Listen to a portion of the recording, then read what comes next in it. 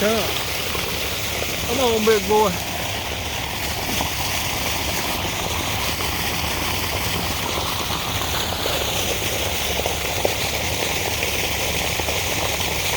Yeah. Come. Then I'm out of here. There it goes.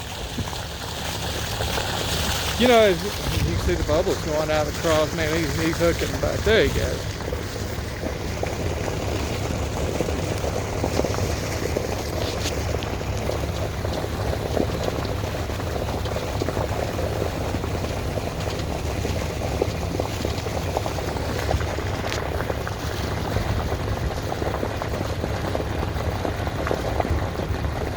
Okay. Well, you know, he wouldn't take it out of my hand. I tried to, you know, put it, but I'm about, you know, maybe 3 foot away.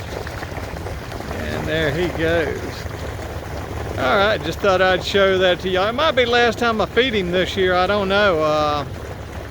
You know, we had a little cold front last night, and shouldn't feed them when get that cold front because they'll dent up, and all that food will rot in their stomach when they hibernate. So.